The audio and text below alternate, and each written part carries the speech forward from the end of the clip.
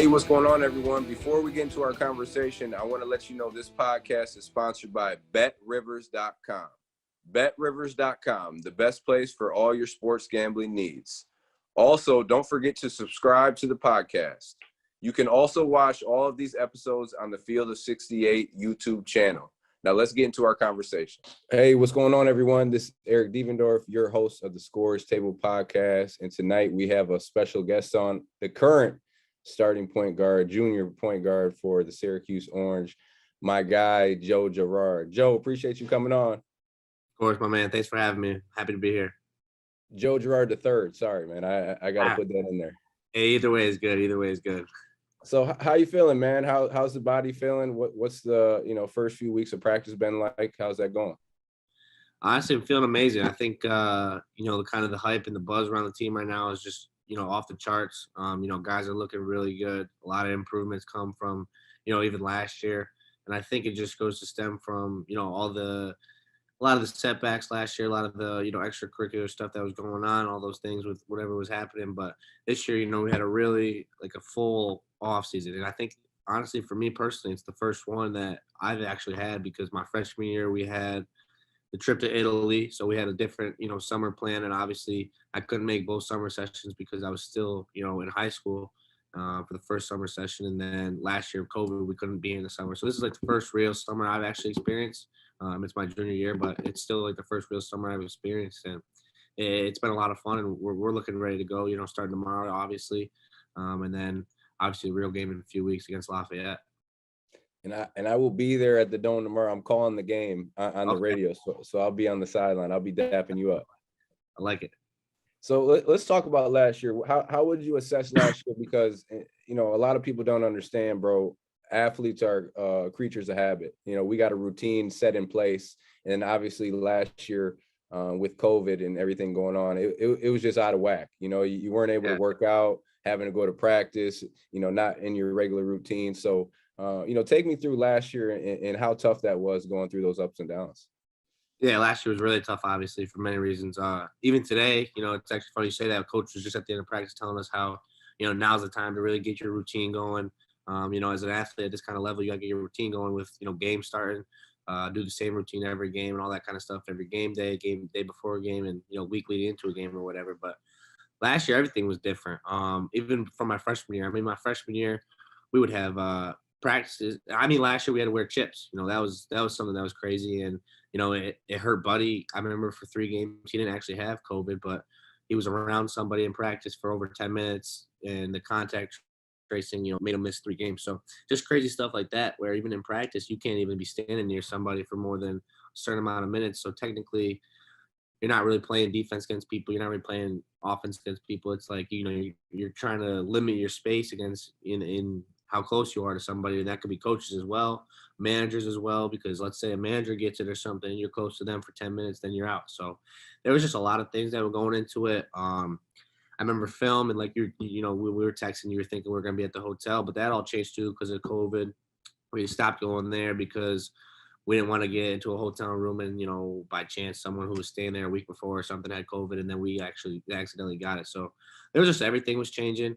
Last year was just really tough for all those reasons. I can't even, like I said, even practices were different. And, when you're practicing different, you're not in a routine and you're not in the same, thing and everything that you're expecting, it hurts your mind, it hurts your body. And, like you said, as an athlete at this level, you kind of get into a routine and it helps you, but you couldn't really do that last year. So when you say you couldn't really do what you wanted to do as far as practicing, is it you being, aggressive how you would normally be now, knowing that, you got to think about this guy being close or whatever? Is it the aggression's down a level? You're not really maybe going as hard. Is that kind of the case? Yeah, totally. And it's even, talking to somebody, now not that I wasn't last year, but I'm comfortable to go up to GMAC and ask him a question and sit there and talk with him for 10 minutes if I wanted to about it, and, just have a conversation, learn from him. And last year it's like he's making sure that we're standing 6 feet away, so our red blinker's not going off and the buzzer's not beeping, so it's just stuff like that was kind of weird and kind of crazy. And with the reps as well, us, we do an hour workout before every practice with the position coach or whatever, and it's just stuff like that you're limited to your space. You're not using the pads, you're not hitting each other with it, you're not really playing 2-on-2, 3-on-3, all that kind of stuff. you're just kind of going through. I wouldn't say you're going through the motions, but you're doing a lot less than you would, normally. Yeah, and now you going through all that, and now you got to go into the game, and that's full on. You know what I mean? Yeah, So you're that's a not. whole I mean, different. obviously, yeah, you're not thinking about the chips or anything during the game, but it's just a lot. You didn't really rep out how you were playing in the game like you were in practice. So yeah, it's totally different.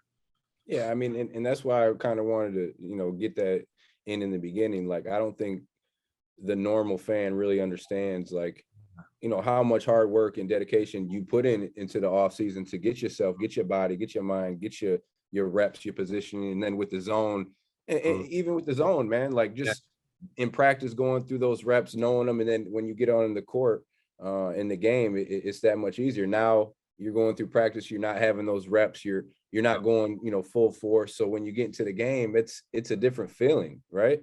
yeah. I mean, it's two completely different worlds. Obviously, practice is one thing, game's another. That goes for any year, but at the same time, when you're in a normal year, you're at least repping it, hard, full speed, all that kind of stuff. You're at least going, doing everything that you usually do, and not being afraid of. I think that was the most thing too. Is like you're waking up every day second guessing whether you're gonna have COVID or not because you can't even order out to eat or something, order something to eat, or you're scared to go to a restaurant or eat stuff like that. And then you go to practice, and you don't want to bring it to a teammate or something. So you're always like looking over your shoulder, just being cautious of everything, but in a normal year, you're ready to go. You're 100%. You're excited to practice, and that's another thing is like it seemed like every day we were just doing the same thing over and over and over again, whether it was a game day or a practice day. Now obviously it's gonna feel different because we're excited to go to practice. We're not hesitant. We're not second guessing ourselves. We're excited to go to practice, get better, and then obviously it leads to a game, which is coming up here pretty soon, which is obviously even more exciting. But last year, you don't have fans or anything. You don't have, the usual ritual that you go through each every day for a game.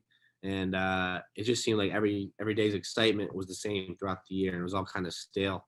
Obviously, when you get to a game and your adrenaline's pretty much pumping throughout the game, but it's just not the same. And I think another thing that could affect is the teams that you were playing. It were different rules in different Yeah. states for the COVID. So, so you guys might have not. You went through that stretch where you might not did anything for a few weeks. Now you go play, I don't know, North Carolina, where they're different. They might have been practicing every day. Now it's already tough to go against the North Carolina team when you both in shape. But now those steps behind going against, that's a lot, man. No, yeah, it's totally like I remember last year. I could give an example. Well, I mean, first off, but right before the season, of course, we had the bad luck of getting someone got it on our team, and then so we were in quarantine for 14 days, and then we had one practice, and then the first game came, and we're trying to get back into our rhythm again, get into our rhythm, and then like you said, I think it was beyond even states. Even in the same state, if you were in a different league, all the leagues had different things. So I think it was Buffalo. Yeah. They had different, COVID rules for their league or whatever, and something with the testing got messed up. And then, of course, the next day after the Buffalo game, um, I could say it now. Me and Buddy test positive. A few others start testing positive a few days after. So it was because of some testing confusion, which was different than obviously Syracuse's and the ACC's policies. So all the policies were different, and like you said, yeah. Then you got to go into another COVID pause.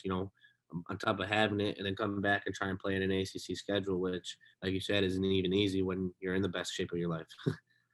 Exactly. So you went through all those ups and downs last year, working your way back into shape, but it seemed towards the end of the year, not only yourself, but I think everybody on the team started to kind of find their rhythm, at the right time. We see Jesse, he's starting to, find his way. And then going into the tournament, you guys made that, unbelievable run. And you played good, man. You were making shots, but I think the biggest thing was your floor game.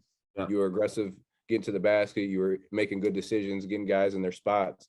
What Yeah. changed from the beginning of the year till then? Obviously, your shape and stuff like that, but was there anything else that really, stuck out to you that, you really worked on to get better? Honestly, I would just say it was the mindset. You know, obviously, the cliche is, Houston March is different or whatever, but I really, after I started getting back into everything and, kind of, you know, honestly, I could say I was even, stopped feeling sorry for myself for everything that was going on and stuff like that. I kind of got over it. My parents, family, all that kind of stuff back home was telling me, just it's time to get over it. It's like now or never, pretty much. And so the end of February, I'd say it really started happening. And then obviously in March it happened. But I just kind of had the mindset like, it's like do or die time. And guys like you and I who are competitors, when you kind of put that pressure on yourself and you put that mindset on yourself, you usually succeed because you're going to try and do whatever it takes to win or try and do whatever it takes to play your best. And I think that's kind of what changed for me is that, I got excited to play again and I got happy to play again. I was being positive. I was looking forward to games. I looking forward to practice and looking forward to working out and all that kind of stuff. And with me, basically, it's just a mindset game and a mind game. So, I changed my whole mindset pretty much at the end of the year. I wouldn't say I was really working on anything different or doing anything different. It was just, I was ready to play more and enjoying, basketball a lot more and just stuff like that. And I'll tell you, bro, because I went through it too. I remember my sophomore year, I got sick and we were playing Yeah. against Drexel. I didn't practice the day before. I was in the hospital, but I Yeah. still played that game. And we ended up losing. I didn't play well. I had like 8 points or whatever. You know what I mean? But and again, I got into the mode where I was feeling sorry for myself. Why is this and that? But like you said, true competitors, real competitors, shake it off. They Exactly. shake that off, and then for me, what helped me is Coach Hop. Just talking to Coach Hop, and then kind of Coach always put that battery in my back, so to speak, to where if I was feeling bad for myself, he's like, "Oh, you Mhm. better shake that shit off real quick," and then Right. and because it's a game of basketball, bro. And Mhm. for guys like you, especially, Yeah. you were so used to winning early on in your career, going through high school, and then obviously freshman year winning. And so when sometimes when guys like us go through ups and downs, go through those bumps, and you Yeah. can get in a little funk. Yeah. You're not used to it. So Hop helped me. Who was the guy that you went to on the coaching staff that really helped you kind of get out of that funk? I have an idea, but who was it? Yeah, yeah. I mean, it's obviously GMAC. He's been the guy who's been with me since I was 15 years old, 16 years old, recruited me. So he's just the one I was most comfortable with. I mean, honestly, all the coaches helped. They were all positive with me and all that kind of stuff. But GMAC was definitely that guy who kept pushing me. He never gave up on me. Obviously, coach never gave up on me either. He's always had my back, which I really appreciate. But GMAC definitely, he was the guy who was always there, ready to work out. He was the guy who was always there, ready to help me in film. He was the guy who was always there during a game, pushing me, helping me, pick the reads, all that kind of stuff, whether it was on offense or defense. So I give a lot of credit to GMAC. And then, back to the mindset thing, it even goes with coach. You played for him and you were a competitor, and I know he got on you just like he gets on everybody else. And, you kind of have to understand, once you go through it a little bit, you kind of understand what he's doing. He's not yelling at you to get on you. He's yelling at you because he knows that, you're one of those MFers who's going to, kind of use it as fuel and put it into a positive way. So like I said, with the mindset, it kind of just translated to me. And once I got over, like I said, feeling sorry and all that kind of stuff, I kind of put it into play and use it all as fuel. And then, honestly, I actually towards in the February, Jimmer started reaching out to me as well. Jimmer, he had obviously been following the season, I guess, and all that kind of stuff. It was kind of, helping me mindset wise, because he didn't really have much problem in college, but when his pro career started and all that kind of stuff, he kind of went through, waves and up and down kind of things. So he gave me a lot of tricks of, what to do during the day when you're bored, because in China he's on his own. He doesn't have his family, doesn't have anybody there with him. So what to do during the day when you're locked in a room or something, what to do mindset wise, how to approach a game when you're locked in your room and all that kind of stuff. So I say obviously the coaching staff, GMAC and Coach Beha in particular, and then Jimmer, helped me out a lot at the end of the year.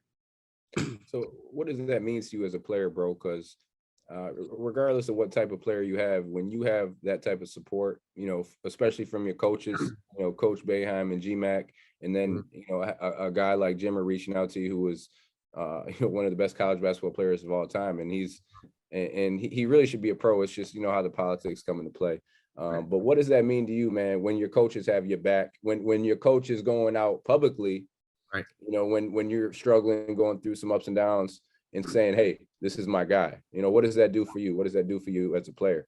It's just a big boost, and it's another thing as competitive guys, like I said with coach, he's not going to say to your face that you're doing well, but he'll have your back to everybody else. And, obviously he's going to say to your face all the stuff he wants to say to, motivate you and make you competitive again. And like I said, at the end of the year, my mindset whole changed, all that kind of stuff changed. And, I started to really realize what he was doing and what he's always been doing and why he's been so successful for 45, 46 years now and never had a losing season. So, when he does that stuff and he backs you, you kind of have to, say to yourself, all right, well, he's got my back. I got to go have his, and that's someone you want to play for. That's someone you want to, go to war for, go to play a game for, and do whatever you can to win because he's going to publicly help you out. He's going to help you out behind the scenes, but he's also going to motivate you. And if you're not playing for someone who's passionate, you're not going to be passionate about it. So he really puts the fuel and the fire in you. But at the same time, it kind of, when you see him saying all that stuff and when you see him having your back and when he has your back, you kind of get that little fire underneath you that, even more so to go out and play for him and, help him win. If a Hall of Fame coach, he's been coaching for 89 years, bro. So if if a guy who's been coaching for that long, goes out publicly and says that about you, I don't care what anyone else is saying. I don't care what Joe and Debbie are saying, who's sitting in row 3, or you know what I mean. Like all that doesn't matter because we already know, bro. When you're a Syracuse basketball player, you have to expect this is what comes with it. You're gonna get the criticism. You gonna get the ups and downs. You're gonna get people saying you this and you that. Yep. But at the end of the day, the only thing that matters is what Jim Boeheim says and does. You know what I'm saying? Like that's it. And he's, if anyone knows how to deal with it, it's him. Yeah. Every year, like the dude is a Hall of Fame coach. He's won over games every single year. And then people still nitpick and find ways like, he should retire. He should do this. So that should just go to show you, like when people are saying stuff about you and again, you came in as a freshman and averaged 12.5 points. So that's pretty special right there. Not, most freshmen come in and don't even play. Exactly. Yeah. You know what I mean? So I think the biggest advice from me to you is just, man, keep playing, man. These people are going to have something to say, good or bad. Oh shit, he shot too much. He scored 30, but he didn't pass. You know what I'm saying? Or you were 1 for 10, but you had 10 assists. Oh, he wasn't shooting. They always trying to point out them negatives. No doubt. It's always what I mean? Get the views and all that kind of stuff for sure. Absolutely, bro. Let me tell you guys a little bit about our partners over at Bet Rivers Sportsbook. If you haven't signed up with Bet Rivers yet, now's the time because they are offering a $250 match bonus for your first deposit. But what sets them apart is that they require just one playthrough to turn your bonus into cash money. With their new Rush Pay instant approval, withdrawing your winnings is safer, more secure, and more reliable. With basketball season right around the corner, there's never been a better time to get in on the action by going to betrivers.com today or downloading the Bet Rivers iOS app. Must be 21 years or older. Gambling problem? Call telephone number 1-800-GAMBLER. I want to go back a little bit. I want to go back to high school because I want to talk about that with you a little bit because I'm looking at some of these stats, bro, and I'm like this, bro. I'm like, man, come on, man. You like, read it over again. So 8th grade, bro. 8th grade, because you played varsity as an 8th grader. I'm gonna go through all the years for you. All right. And I know you know them all by heart. So you as an 8th grader, you average 22. Yeah. As an 8th grader on varsity, that's all right. Freshman year, you average a measly 34 as a freshman. I'm like, okay, damn. Sophomore year, 36. Yep. All right, that's pretty good too. Yep. Junior year, you just say fuck it. You just like, all right, I'm average 50. 50. And then your senior year, you come back and you struggle and you average 49. like bro. And then on top of that, bro, you were a 2-sport athlete. Like you were winning state championships, both basketball and football. Like kind of just bring me through that whole high school experience, bro, because you're the all-time leading scorer in New York State history, which is unbelievable. You have, I don't know, like 5,000 points or something like that. It's pretty incredible. Like that whole experience and that attention, you had that at an early age. You know what I'm saying? Like, how did you handle that? It's all around me. It's like going back, obviously we just talked about it, but with Cuse, I had a lot of great people around me who helped me get through last year. I had a lot of great people around me in Glens Falls who kept me level-headed pretty much and told me how it was, told me, the good and the bad. People don't want to see that. They just see I scored 50 points in a game. and just think that, oh, they're letting me do whatever I want. I'm just chucking up, shots here and there, and it's not real basketball. But at the same time, they don't understand that like we were winning games, and that was like the most important thing. And a lot of people are like, he always stayed in public school, he didn't go to prep school, so he's not going to be successful. But the be different thing, my motto, whatever that I live by, it just comes from that. And it's all because of like I said, the people I had around me in Glens Falls. They kept me level headed. They didn't let me get too big. And a lot of them were family members. I graduated with 10 cousins, so I was always around family no matter what. And they wouldn't let me get too big for them because it ended in a fist fight or something. Yeah. Honestly, it started way back in even 7th grade. I played freshman, and that's kind of when the buzz started happening. Like I kind of proved myself there, and then they were questioning whether or not I should play varsity or not. And it was a different coach at the time. His name was Coach Hamill, who coached Jimmer while he was there. My 8th grade year, and, he thought I was gonna be in the rotation, the beginning, and then in practice, I kept getting better and better each and every day, and then eventually I started.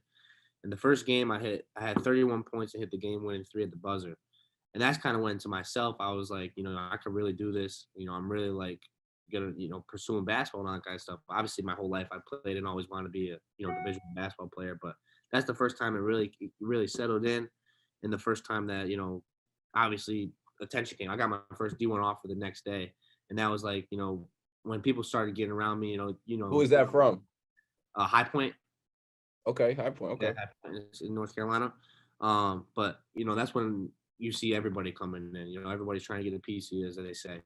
But I really stuck close to the people who were around me, and I think that's the biggest thing. Is like I had a lot of family members who were around me, and a lot of people who I could really trust, and I think that's why I was able to be so successful, winning wise as well back in high school.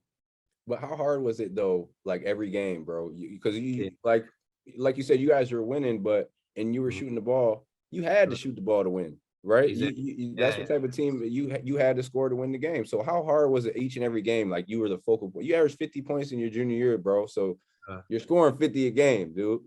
So, but Yeah. and they're probably double, triple teaming you. There's a lot of videos, a lot of pictures of dudes who were like locking arms even around me. Obviously, it became a foul eventually, but I think, like you said, it was kind of I was just doing what I had to win. Like I wasn't doing it because I was having fun with it. I was I mean I was, but I was doing Right. it because I Yeah. was competing. I was like it was something that I was just like naturally doing. I wasn't doing it on purpose, like asking the scorekeepers how much points I got. I got to get to 50, this kind of stuff. And another thing is, our team averaged like 89 points per game, 89, 90, 88. So we had a lot of guys who scoring, and kind of the play style we played was, a lot like the Warriors a few years ago, where they just came around, shooting a lot of threes, running up and down, getting a lot of fast break points. And it was just a fun style of basketball. And obviously it fit my game perfectly. And it allowed me to do a lot of the things I wanted to do. And I think that's why I scored so many points. But I mean, at the same time, anytime, you're a best player on the team, you're obviously going to score the most points. And, like I said, we scored 89 points a game. And it just so happened that 50 of them would come from me. But we had a lot of other guys who were able to do a lot of things and help me out. And I think that's just another credit to Glens Falls as well, though. It's like, nobody ever got, jealous of it. Nobody ever got, mad at it. It was all, everybody was playing their role. Everybody, embraced it, and everybody embraced what they were doing. So, and it just goes to show, senior year we won the state and federation championship. And I think in high school, honestly, my class had only lost probably a total of less than 10 games. So it just goes to show that everybody embraced it. And I think that it goes back to having the people around me who, really cared about winning and really cared about, staying engaged and level-headed. So I'm gonna tell you this, bro. So in high school, I averaged my junior year, I think I probably averaged like 34 or something, and then I ended up transferring to Oak Hill. Oh, yeah. But if I'm averaging 50 points as a junior, 49 as a senior, Yeah. I'm talking shit. I'm talking shit. Like I'm talking shit during the game. Like a couple, like because it's a lot of those shots you made was hard shots. I know, like in your face, defender up there, they like that. So you got to and it is cool. Like it's cool to talk shit. Like people get that misunderstood. Let me get it. So it was some times where you turned around and was saying some shit. Oh, 100%. Yeah, I remember. I don't know. You've seen it. Like, I don't like starting it, but I'm always like, I'm glad to finish it. I'm one of those guys who loves to egg it on. I'm not gonna lie. Like it's it creates the competitiveness. I mean, you're the best at it. I've seen you do it multiple times. Like it just competes. It like gets that competitive edge going, which makes you play better. So I remember going at it with fans. Even sometimes people at the end of the bench, and like, I wouldn't, like I said, I wouldn't start it, but I was glad to, engage in it and finish it usually.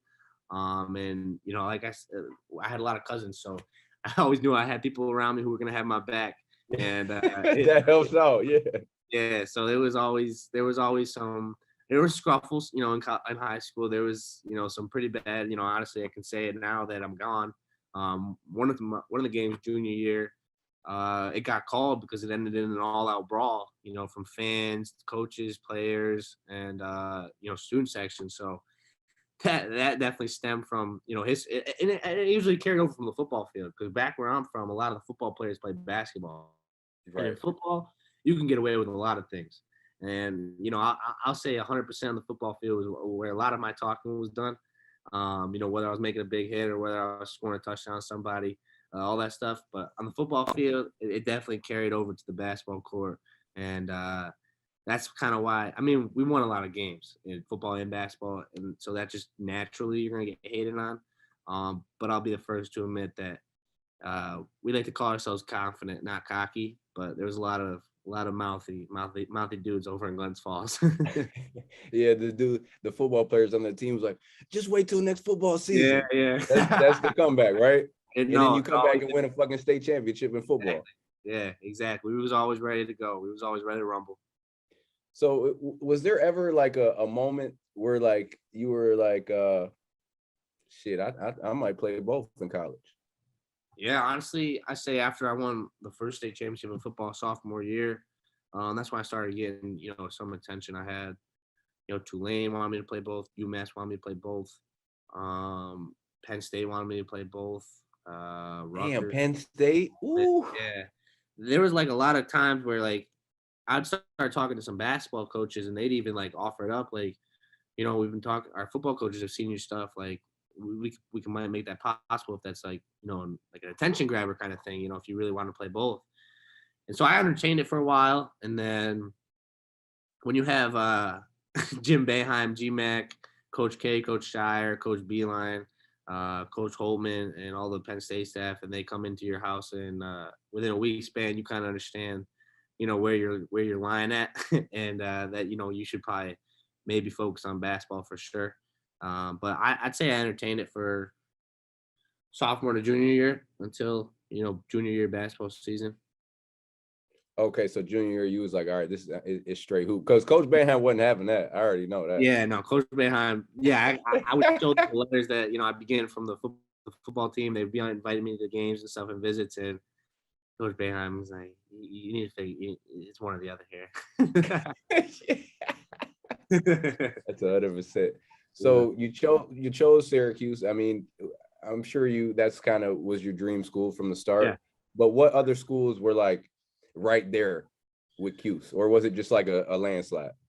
No, I was pretty close up until the end. I think most of it was like a lot of connection kind of things. Like, obviously Michigan, my dad had played for Coach Beeline at Lemoyne when he was in college. And so, the Beeline connection was always there. He had come watch me play a lot. He even came to meet me at school one time and just talk. So that was kind of like a good connection. And, I was obviously, I'd say my dad obviously, obviously had like a relationship kind of thing there where he was, a little tied to. Duke's Duke. You're gonna, obviously listen to Coach K and Coach Shire. Right. Those guys have to say. And then even with BC, that was kind of the place that reminded me most of Glens Falls. Don't get me wrong, they're a competitive school, all that kind of stuff, but it's kind of a place where they let their guards pretty much, go do what they want and help them win the game. And then obviously with Notre Dame, you got Coach Bray and just tradition there. So in Penn State, obviously it's Penn State, but honestly, it was pretty close up until the end. I had GMAC, Coach Boeheim, and come within like 4 or 5 times within like a 2-week span of my football season right before I was committing. And that was kind of when I like realized like, this is like the place for me. Like these guys are, really dedicated, really showing some love. And, I really appreciate like, what the Orange family and all that kind of stuff is about. But like you said, it's kind of, Syracuse was always kind of that dream school, growing up in New York and seeing it on TV all the time, seeing players like you, GMAC, and all those kind of guys that, came before you, and just seeing it on TV there's nothing like it. And obviously there's nothing like the Dome in the country, and even in the world. So it was always the dream for sure. So who was that Syracuse guy that you kind of really grew up watching? You like, damn, that's a motherfucker. I'd say probably Johnny Flynn, honestly. That's a great choice, bro. Yeah. I mean, obviously, like I said, you and GMAC were the guys who I kind of modeled the game after and modeled the, little attitude kind of thing after. But if I had to pick a guy who was like, always talked about as I was growing up, as a kid, it was definitely Johnny Flynn. That dude, bro. He was tough. He was different. Yo, bro, I'm gonna tell you, because so we played 2 years together, in that backcourt right there. So I came in my backcourt, me and GMAC. So we like, damn, that's a hell of a backcourt right there. And then the next year you got this dude Johnny Flynn coming in, and he like a different type of human. You know what I'm saying? Because like he's 6 foot, he really 5'11", but he got a 46-inch vertical. Yeah, no, I see the Rutgers clip all the time. Oh, bro. I'm like, you picked the right dude, because this dude, if he wouldn't have got hurt, he'd be in the NBA right now. Oh, no doubt. Like, that's just what type of dude. And then you talk about talking shit. That's where I'm talking about. If you would have been at our practices, me and him like this. Yeah, no, I would have loved to see that. Oh, bro, that's what made y'all great. That's what, and coach would be like this. Yeah, he probably let it rock. Exactly. Let it rock. And then if we go a little bit too long, he's like, hey, fucking stop. You know what I'm saying? No, I can see it right now. That's probably, but that's what those practices are the best practices. Those are always the ones that get you guys ready. And then we had Hop. He'll gas it up. You gonna let him talk? He'll come behind me. You gonna let him talk shit to you like that? I'm kind of egging on. Go over to Johnny. You gonna let you the best point guard in the country? You gonna fucking let Eric talk to you? Like, you know what I'm saying? Like, that's what you gotta love Hop. But that's what, man. Exactly. That's what made you better, man. Right. No, that's kind of why I was attracted to him too, because I saw how the competitive he was on the court and kind of those kind of things. So yeah, that dude was. I still see that Rutgers clip to this day. It's all over the internet. That's how crazy it was. He banged out on Mark Rosario. So crazy. So crazy. He tried to come over and take that. Crazy. So we'll talk about talk about your first year going into Syracuse. Like we mentioned earlier, you came in as a freshman, bro. Averaged 12.3. You led the team in assists at almost 4 a game, and you averaged 33 minutes a game. That's hard as hell to come in as a freshman and do that. What expectations you had, coming from Glen Falls, scoring all those points, and now coming into the Carrier Dome? You obviously weren't going to average 50 a game as a freshman, right? But coming in, how hard was that, man? Trying to, live up to those expectations and then still have a great freshman season. Yeah, again, it kind of just goes back to people around me. I kind of had, obviously graduated and grown out of the people in Glens Falls, even though they were still talking to me, helping me out. But, I'm here with a Hall of Famer. I'm here with 3 guys who had played here and had great careers. So I had new guys around me who helped me out and just keep me focused. And for me, it was kind of like starting over. I had to reprove myself. I had to, rework hard and do all that kind of things just to get on the floor. Because, honestly, when I first got here, Coach Bam still says it to this day, he didn't even think about playing me because of all the guys who were in front of me at the time. And then over the course of the summer, and then obviously a little bit in the fall, I was getting better and better and still proving myself and just staying kind of low key, not trying to be stepping over anybody's toes or anything, but at the same time being that guy who's coming in ready to play and wanting to play and just trying to kick everybody's butt that was in front of me. And I didn't even really, obviously there's going to be the expectation just because, what I did in high school and, it's going to be there. So I kind of just already figured that. But, at the same time, it's even to like what I do this day. It's kind of just something on the internet. You can't really read into it. And you just kind of got to play for yourself and play for your team. So it wasn't that hard of a transition for me, honestly, in that kind of aspect, as well as, I played on the EYBL for 3 or 4 years.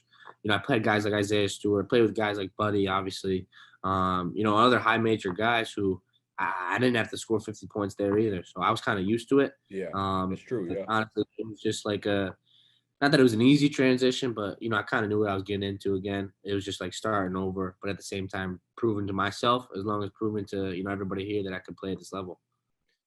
And talk about Buddy real quick, because you guys, obviously your relationship Yeah.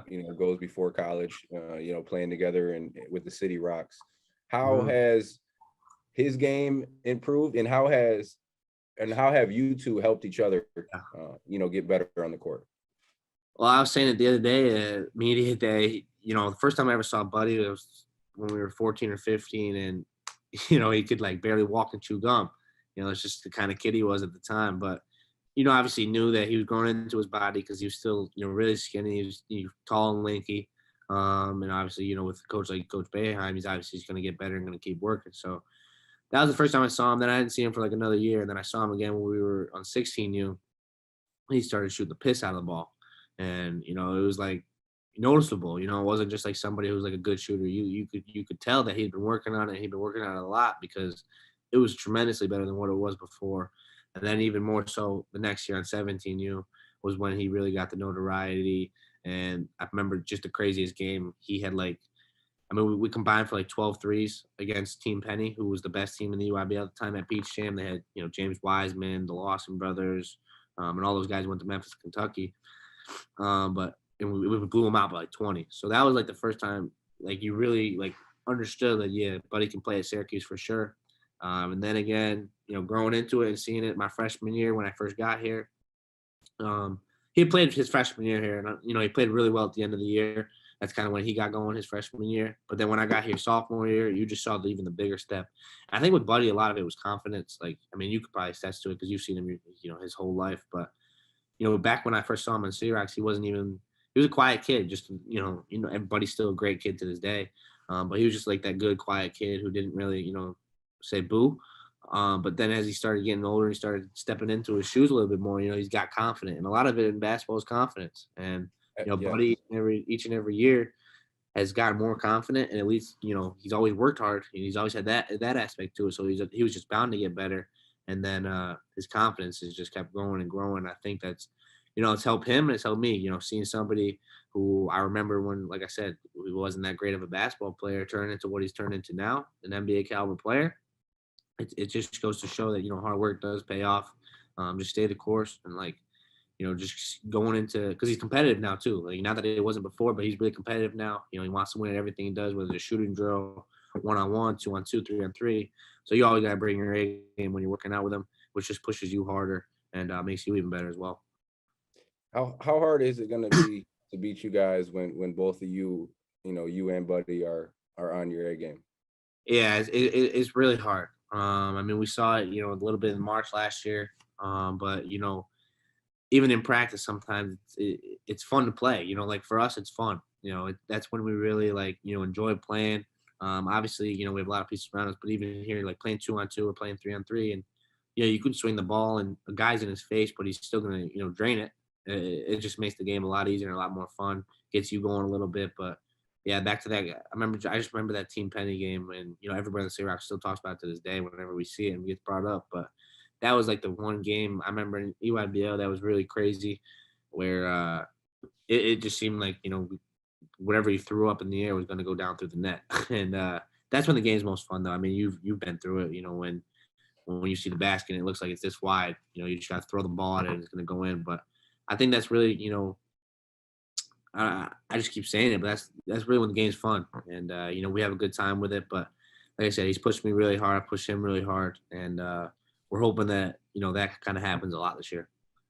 So how much do you want to prove these internet critics, even though they don't mean anything, wrong about last year? Even though we went through the whole spiel about what it is, and these dudes still don't get it. You know what I'm saying? How tough it is to have COVID, do all that, and then still be able to come back and play. And again, I'm going to say you played great at the end of the year. But how much do you want to prove to those people, like, you know what, fuck y'all. I work my ass off. I'm going to come back this year, my junior year. You're going to see what it's like when I'm full on, being able to have my routine and doing what I do and show you what I, how I could play. Yeah, it's really big for me. Obviously, social media is huge nowadays. I read it. I see everything that's said. If I'm getting mentioned, especially, I'm looking at it. I'm seeing it. And through this offseason, it's been in the back of my mind. It's something that, I think about all the time. I see it all the time. And it's just something that makes me grind each and every day.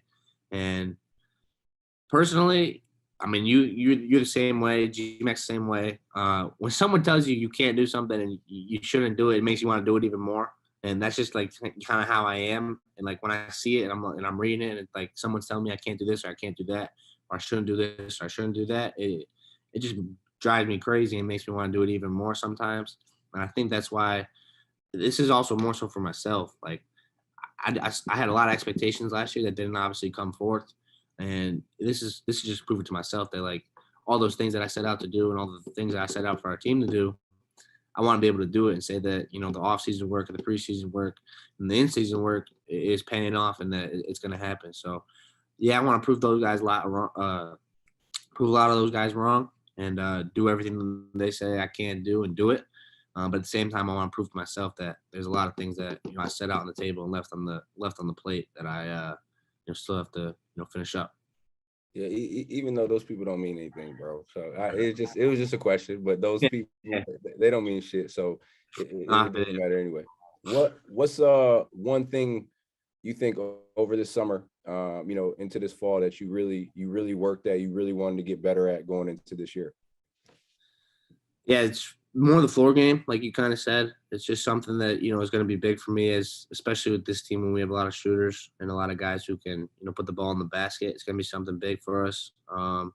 Being able to get a shot for another guy as well as myself. Because if I'm able to get a shot for myself, it's going to open up the other things for the other guys. But that's just kind of something that it's like a leadership role kind of thing more so. Obviously I know I can do it. It's just about having the confidence, being the leader and able to do it. And as a junior now, there's not really that many guys who are older than me or ahead of me really, leadership wise. And that's just like a big step for me is wanting to be more vocal, wanting to help out the other guys, and making sure that everybody's doing what they're supposed to do each and every day. Yeah, I think you hit it on the head, bro. I think now is your time to really obviously you and Buddy step up and be more vocal, be the leader. You've had that experience. You've been through, ups and downs. You've won big games. You've lost games. You've been in situations to where you know how to explain it to these younger guys. But then again, don't stop being a killer either. Like, don't stop being a threat. Like, you handling the ball, you the guy with the ball in your hands, and you got to make plays for others. But when you're a threat, they gotta play you all the time, and you a scorer, bro. You know what I'm saying? Right. Like, there's no, but a point guard, it's not a point guard. These guys, you got to be able to make a play and make a read. That's what it is. When you're staying within yourself, playing your game, being a threat, all that other shit is gonna open up. And like you said, you learning the game. You got GMAC in there watching films, so you're gonna see once you get in there what it's gonna be. All it is about making those second and third level reads, and then if that bitch open, you letting that go. For sure, no doubt. You're right. Yeah. So talk about some of these new guys coming in. Some of the who has really impressed you the most, and talk to me about all of them, the transfers and Yeah. the young guys. Honestly, they've all been really good, and I think that the biggest thing I've been saying is like each and every year in college basketball, you see a turnover with freshmen. Like it's a lot of freshmen coming in. Us personally, obviously, it's been the transfers. We have one freshman in Benny Williams who's obviously really talented, but I think a good thing with him is he played a post grad year at IMG. Everybody knows IMG is like a college already. The campus is like a college, life's like a college, especially with the post grad team. You're already into it like a college system. So the transition for him was, pretty simple as well. But the biggest thing with the other guys, Samir, from Marquette, Jimmy from Cornell, and Cole from, Villanova, about them is they've already played 2 or 3 years at high level Division I basketball. So they already knew what it took to work hard. They already knew what it took to win at this level, and what it takes to be on a team of this caliber. So the transition for all four of those guys has been, really easy, and they've done really well. They're all four, pretty good leaders, for us who are either leading vocally or, with their play. So I'm really looking forward to playing with all of them. Up to this point, it's been really well and really enjoyable. Cole's been really, the coach has been talking about it. He's a really great shooter. He spaces the floor really well for us. Jimmy, he's really good around the rim with both hands, and he can actually shoot it too, which will also space the floor even more for us. Samir does. You've worked out with him a lot. He can, he's a pretty good leader for a team. He leads the guys. He gets the guys the ball where they need it. He's a pretty good facilitator. And, Benny pretty much does it all. He's really athletic. Goes to the glass and can make plays for guys as well. at that size, which is really important. So all four of them are going to contribute right away, and they should be really good, and the fans should love them.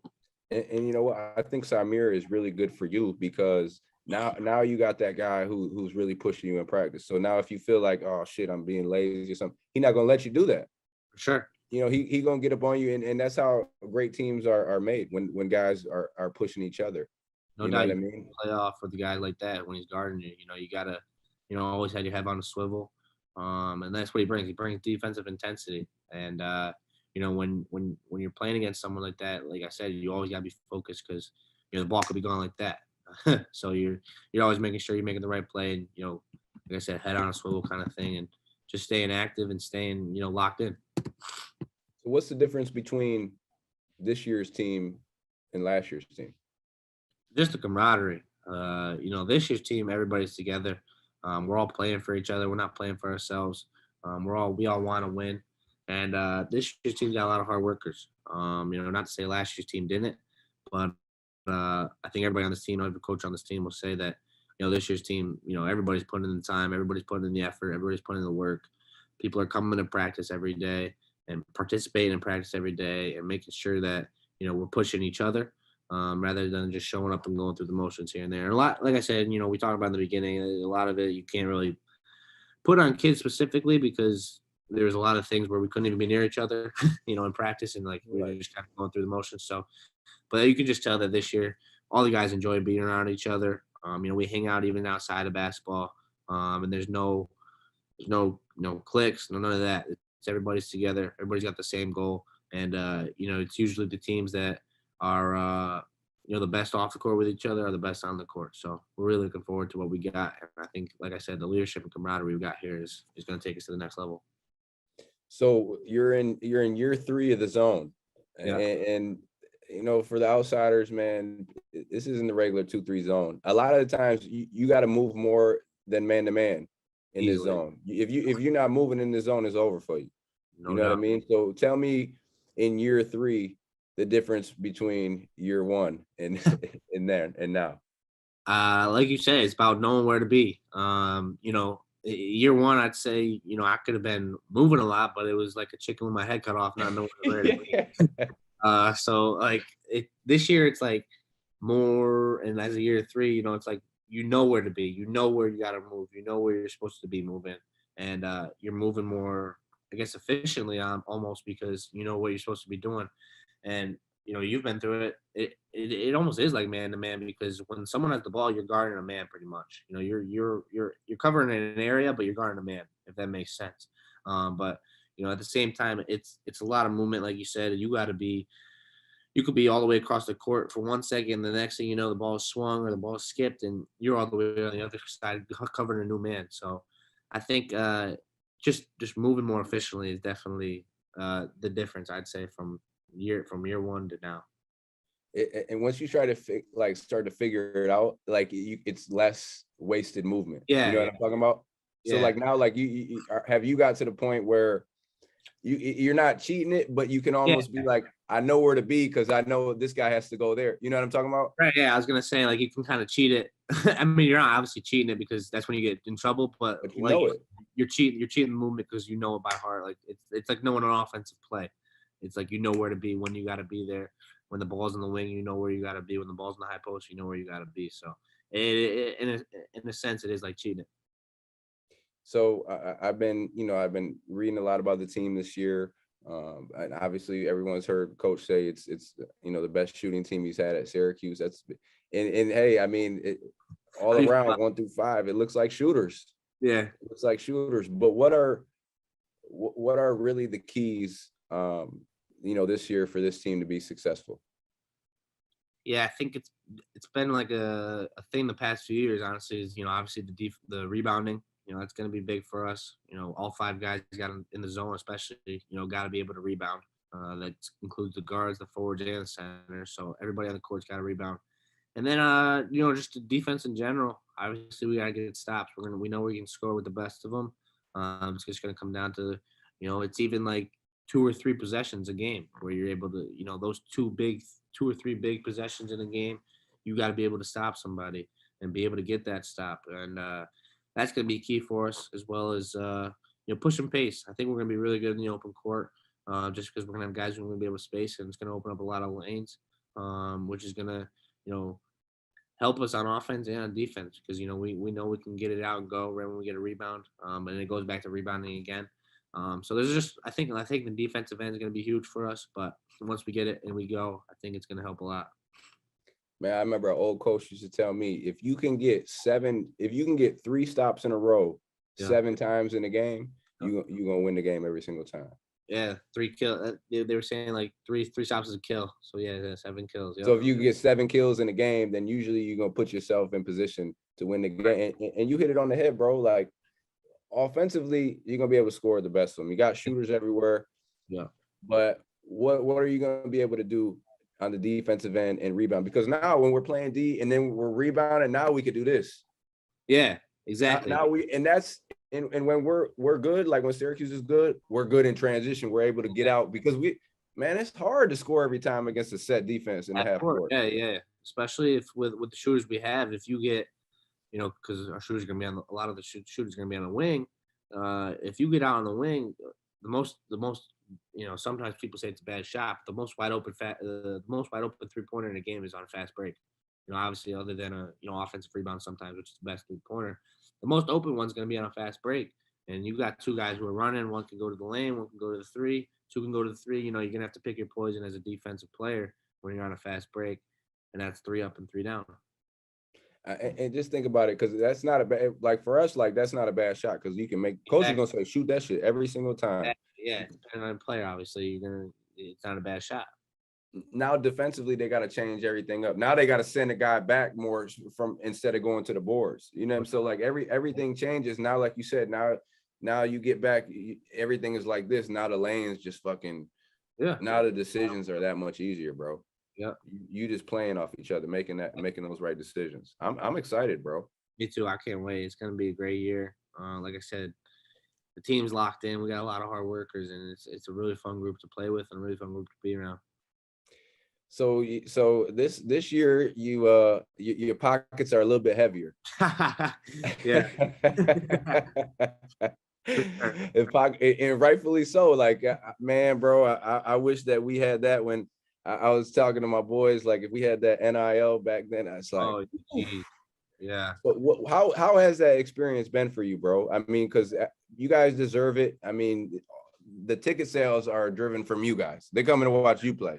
You know what I'm saying? They're not coming to watch the refs. They're coming to see coach, but they're coming to see you guys play. So how has that whole NIL experience been? Obviously, Buddy's getting a lot of attention. Yourself, Cole. What's that experience been like, man? It's been fun. I think that's just the easiest way to put it. At the same time, we're still learning a lot. We don't really know like a lot of what you can and can't do because of all the rules with it. But so far, I mean, it's been a lot of fun. It's a great way to, with Cameo especially, it's a great way to connect with your fans. And you couldn't really do that before. Obviously, you could do it. You go to a dome, they go to the dome, and before and after games, you're signing autographs, taking pictures. But now you can do it with merchandise. You can do it with videos, apparel, all that kind of stuff, and it just makes it a lot of fun to see. Oh, I'm at a football game and I see someone wearing a Girard 11 jersey or Bayham 35 jersey or all that kind of stuff, and it's just cool. And it gives you that sense of like like growing up, I saw all these kids wearing these kinds of jerseys, these guys' jerseys, and now that it's like yours, it just makes you like feel like this hard work is starting to pay off and all that kind of stuff. But at the same time, like you gotta understand that, and coaches said it a lot, which is a good thing, is like it's not gonna happen if you don't perform, and it's not gonna happen if you're not focused on basketball. And that's the main thing and main reason you're here is to play basketball, and all that other stuff is gonna come because of that. It's not gonna come if we're 14 and 20. It's gonna come if we're 20 and we're winning games and we're playing well. So there's good and there's bad of it. And obviously right now we haven't played. We're not in season, so it's all been a lot of fun. We really enjoy it. I think a lot of stuff will obviously pick up even more as the season's coming on. Of course, depending on how we're doing. But to this point, it's been really fun. I've had a lot of fun connecting with the fans and just seeing all the stuff that they're buying and they're wearing and they're doing with it. It's been really cool to see. Yeah, and I guess it can be a little bit of added pressure, Yeah. towards the season because, like you said, now you're somebody sponsoring you, or Yeah. have somebody brand whatever it is. Yep. Now they expect you to go out and hoop, right? So I No, guess it no can. doubt. Playing football all my life, I still watch it obviously to this day. And not to, pinpoint anyone, but you see some of these guys in football, college football who, had these big brand deals and all that kind of stuff. And unfortunately their season hasn't gone the way they planned. And now everybody's, kind of, shooting at them, like shooting it down and all that kind of stuff. So there's definitely positives and negatives, but it kind of just goes back to what I said about coach. You're here to play basketball, work on basketball, and all this stuff's going to come if you perform. So you got to make sure that your mind's right and your mind's, staying in the right place. That's 100%. Now, one thing, last thing about the NIL, I think it's a lot that you guys, besides getting some extra money in your pocket, just kind of learning about how the business is in sports, the business side, right? Because when you get outside of college, this is what you're gonna have to deal with. So, are you kind of looking at it like this is kind of a tutorial for me when I get out of college to kind of know how to deal with stuff? 100%, 100%. It's a great. That's why it should have been. People are saying it should have been done a long time ago, so that all the guys who unfortunately who go pro and then are doing whatever with their business, adventures, and then all of a sudden they lose all their money because they didn't know how to handle it or take care of it. That's why in college, I know here at Syracuse University they're offering an NIL class. I'm not in it, personally, but I know that they're offering one, and it teaches you all the stuff and all that kind of things to help you handle the attention, help you handle the money, help you handle promotions, all that kind of things. So it's definitely a good opportunity and a good practice for when you get in the real world and you got to understand all about money and all about how to handle your business stuff. So I think it's a really good thing for us, us athletes, personally to be growing up into. You ever like just going on campus or something, and then you hear somebody shouting, "Yo, Girard III! I saw you on that commercial." Yeah, no, it's actually like I said, it's cool to see the jerseys. I remember I was walking to the football game and a kid came up and tapped me on my back, and I thought it was just another like, can I get a picture? Can I get an autograph thing? And I see he's wearing a jersey, and it's like the coolest thing ever. It's like you're really proud of yourself. You're really happy, and like I said, it's like the hard work kind of things working out, paying off. And it's just cool to see. I know Buddy's got his sandal things in the bookstore, and some of mine and his shirts are in the bookstore. So it's just a lot of cool opportunities are pretty much being presented. And like I said, it's a lot of connecting with the fans, but you're also being introduced to new people. And you're making a lot of connections. You're making a lot of things that'll be able to help you out in the future. And if you use it the right way and you think about it the right way, you'll be successful. Yeah, keep all those cards. Yeah, Keep all those that's numbers. Like that's, stacking them up. I mean, bro, that's the network, man. Like when you Oh, yeah. done, like I'm just telling you, I already know. Yeah, I'm just letting you know. no doubt. Sure. So this is probably the hardest question you're gonna have to answer right here. All right. Okay. Yeah. So who's the better shooter? Oh. Yeah, you already know. All You, Buddy, or G-Mac. And I guess I could add in Cole there because I mean I heard I saw Cole. I worked out Cole one time. He's shooting shit out that ball. So who Yeah. out of those four? You better say yourself because Yeah, I'm gonna say confidence wise, I'm gonna go with myself. Like, you have to say yourself, and I think if you asked all three of us or all four of us, we're all gonna say ourselves. I'm trying to think of the last time we had a shooting competition with GMAC. I know he didn't win. Well, D-Nick's there now too. I'm tripping. Oh yeah, D-Nick. Yeah, D-Nick can shoot that thing, boy. He stepped in. He stepped in a lot. He's talking shit too. Oh, he's letting you know every time he wins. Yeah. Every time he wins. And when you let him know about it, he says, "All right, let's run it back." So you never getting out of it with D-Nick. Hey Joe, look, I'm gonna tell you this. So I played with D-Nick 2 years, bro, and he's one of the hardest workers I ever. Yeah, no doubt. Like every summer, we'd be in the gym working out, me and him every single summer, bro. And he's so competitive, bro. You won't think he talking shit. He wanted to like kind of like undercover talk. Yeah, shit like those talk. quiet kind of guys. Yeah, you'd be like, damn, D, shut up, D. You just keep but shooting that shit though. I remember my freshman year when he first started coming around. It was like when he was still thinking about playing, so he was still staying in shape and that kind of stuff and working out. And after every practice, it was like me, Buddy, and Belby would do like the 5 in a row drill, and D-Nick started showing up, and he started coming in, and he would win a few. And he started letting you know about it, and I'm like, because at the time I didn't really like understand what he was. I didn't know if he was still playing, what was going on. Like, Yeah. this dude who like is done playing basketball just beat me in a shooting competition, and I'm working out every single day and practicing every single day. And I was like, I started getting pissed at myself and getting pissed. Obviously, I'll fire back at him, but at the same time, it was just like there's a lot of friendly fire that goes along with all of us shooters in the gym at the same time. So it's always good to compete with those guys, and it makes you better. But I gotta go with myself, obviously. Yeah, that's the right answer, bro. And and you hit it on the head. Like all that competition, that just makes everyone better, bro. Yeah. That's what you need. Mm-hmm. Bro, what's your advice for kids coming up wanting to play college basketball? Because I don't think, like, I work out a lot of younger kids, but I don't think, and I tell them, but I don't think they really understand like what it really takes. Like, you really got to be obsessed.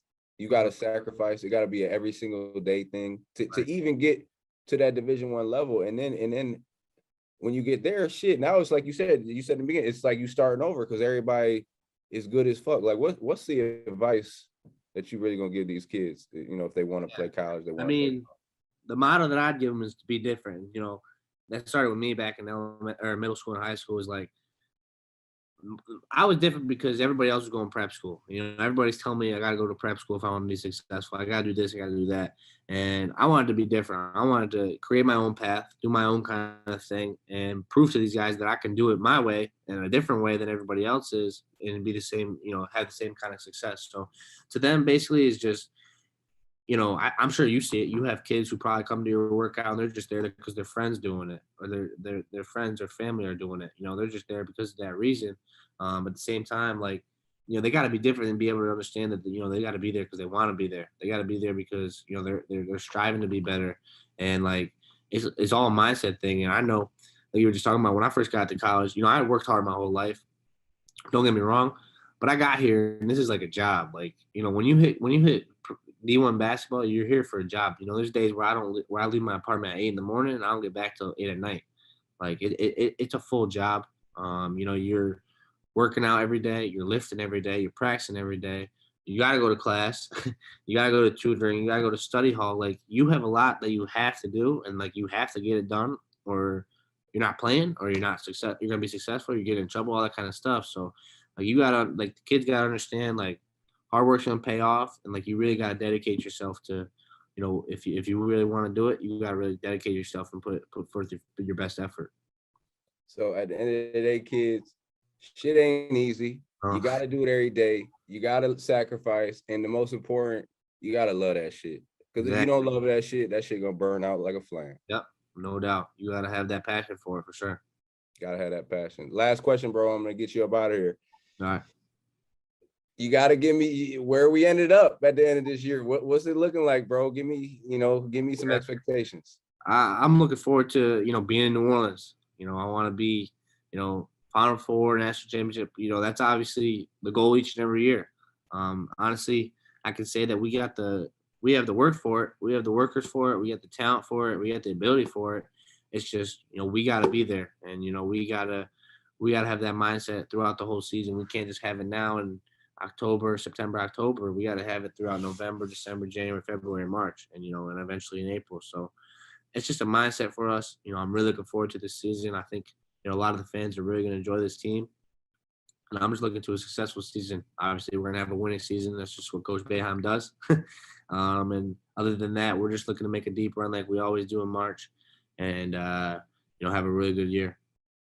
Like I said, bro, I'm excited to watch. I'm your number one fan of the whole team. Like, I'm a Syracuse guy, so sure. And the most advice I'm gonna give you is, man, just be yourself, bro. Yeah. Be yourself, play your game, because that's what got you to where you at. You can't be no one but yourself, bro.